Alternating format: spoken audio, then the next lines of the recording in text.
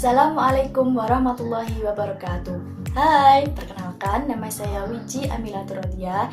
Saya dari jurusan Tadris Ilmu Pengetahuan Sosial Institut Agama Islam Negeri Ponorogo. Oke, pada kesempatan kali ini aku akan mereview sebuah buku yang sudah aku baca, yakni Max Havelaar karya Multatuli. Buku ini ditulis oleh Edwin Sticker yang mana buku ini tepatnya sekitar 480 halaman. Kenapa sih aku milih buku ini? Karena buku ini saya rasa sudah tepat dan untuk memenuhi mata kuliah historiografi yang mana mereview sebuah buku sejarah. Oke, daripada berlama-lama kita lanjut ke pembahasan. Pembahasannya adalah dalam buku ini diceritakan tentang kisah-kisah Edward Dawes Jacker pada sebelum, saat, dan setelah menjadi asisten residen Lebak, Banten. Buku ini mengisahkan tentang kekejaman para rakyat Belanda yang menindas oleh rakyat pribumi di Banten. Dalam buku ini saya ceritakan ada beberapa tokoh yang pastinya akan membuat kalian semua untuk membacanya menjadi gregetan dan merasa terpacu adrenalin. Oke. Yang pertama itu ada tokohnya yang bernama Batavius Trogstopel. Beliau adalah seorang maklar kopi yang mana beliau ini merupakan dikisahkan dalam buku ini adalah sosok yang religius, jujur seperti itu. Beliau juga memiliki sahabat yang bernama Jalman. Jalman adalah sahabat karib Batavius Trogstopel yang sejak dari sekolah menemaninya.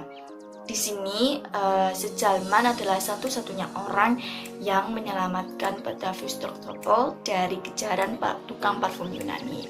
Oke, selanjutnya yang kedua ada tokoh daripada Max itu sendiri. Max sendiri merupakan seorang asisten Lebak Banten pada waktu itu pada abad sekitar 19. Nah, di sini beliau tergerak hatinya melihat hati nuraninya merasa terpanggil karena melihat para penduduk pribumi yang tertindas yang dilakukan oleh rakyat Belanda, pemerintah Belanda maksudnya. Nah, dalam buku ini juga mengisahkan tentang betapa kejam sekali rakyat pemerintah Belanda dalam menindas rakyat tersebut, di mana rakyat diperas keringatnya untuk bekerja dan memberikan pajak kepada pemerintah. Akan tetapi di sini pemerintah Belanda itu menyalahgunakan wewenangnya, di mana mereka malah sibuk memperkaya diri dan korupsi. Nah, pada bab selanjutnya yakni pada bab 17 ini dikisahkan tentang tokoh yang bernama Saidah. Saidah ini merupakan tokoh penduduk pribumi berasal dari Lampung, Sumatera. Nah, Saidah ini memiliki kekasih hati yang bernama Adinda.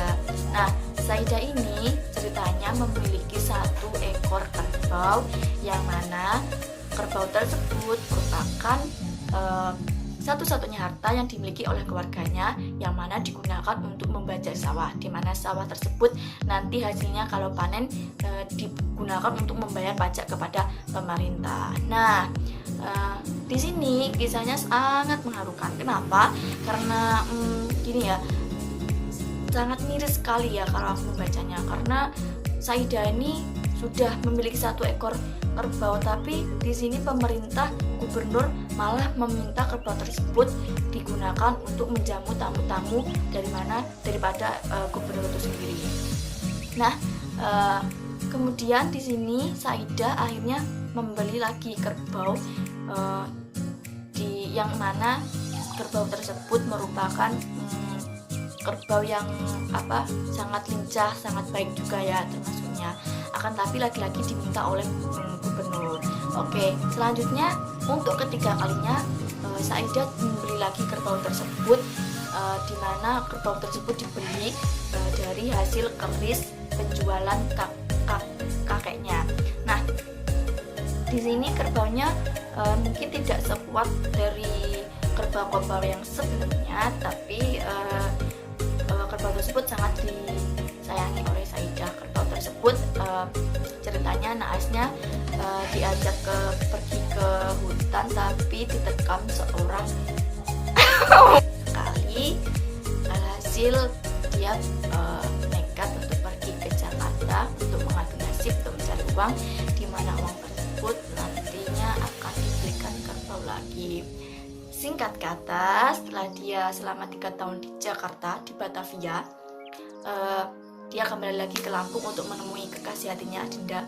Tapi di sini mengharukan sekali, dia pulang dalam keadaan dimana kekasihnya tersebut sudah meninggal. Oke, intinya dalam buku ini mengisahkan dimana perjalanan Max sebelum, saat, dan setelah menjadi seorang asisten lebah Bantu. Nah, untuk pesan tersendiri yakni dimana buku ini menjadikan kita termotivasi bahwasanya buku tersebut merupakan buku yang benar-benar layak untuk dibaca. Adapun kekurangannya yaitu buku tersebut saya sendiri pusing karena buku tersebut ceritanya meloncat-loncat dari bab A ke bab B ke bab C. Jadi saya harus pintar-pintar dalam membaca, yakni dengan cara menyiapkan sedikit catatan-catatan kecil supaya tidak bingung, dan mungkin harus dibaca berulang-ulang agar lebih paham lagi. Untuk kelebihannya sendiri, buku ini banyak sekali pengetahuan dan pendidikan moral, dimana pada zaman dahulu betapa rakyat begitu tersiksa oleh tindakan kejam dari rakyat Belanda.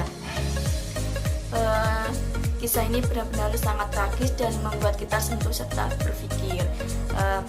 Jadi di sini kita sebagai anak bangsa Indonesia tentunya perlu mengapresiasi, perlu membaca buku ini. Buku ini layak untuk dibaca untuk kalangan semua karena buku ini merupakan buku pengetahuan sumber sejarah yang begitu sangat bagus, sangat untuk saya rekomendasikan untuk kalian baca semua.